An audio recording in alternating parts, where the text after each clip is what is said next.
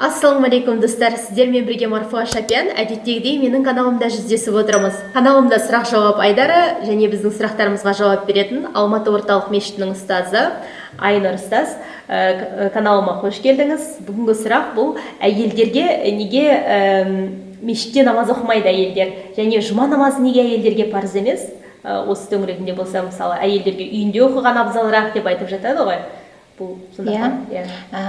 Біріншіден, бұл жерде пайғамбарымыз саллаллаху алейхи уассалам әйелдеріңді мешітте намаз оқудан тыймаңдар деген. Яғни мешітте намаз оқуға болмайды деген нәрсе жоқ. Яғни әйелдерге де намазды мешітте оқуға рұқсат етіледі.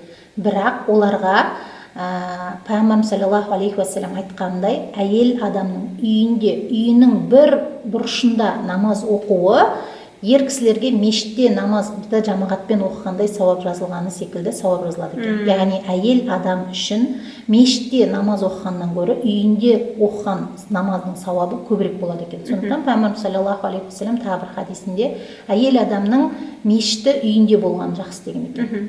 Неге? Себебі әйел адамның көп көзге түсуі, мысалы, бұл ислам дінінде құнтталмайтын нәрсе. Себебі білеміз, енді жалпы ер кісілердің табиғатын білеміз.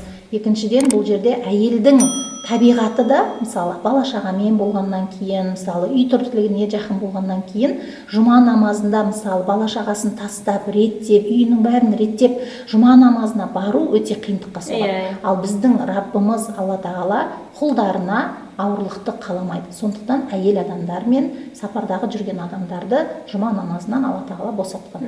Машалла. Түсінікті, жақсы, рахмет көп. Сіздерге де түсінікті болды деген ойдамын. Енді мүмкіндігінше әйелдер осы мешітте емес, үйде оқуды әдетке айналдырайық. Егер сіздерде тағы да бір толық ақпарат білгілеріңіз келсе, онда төменде көрсетілген инстаграмымызға жазылып қойыңыздар.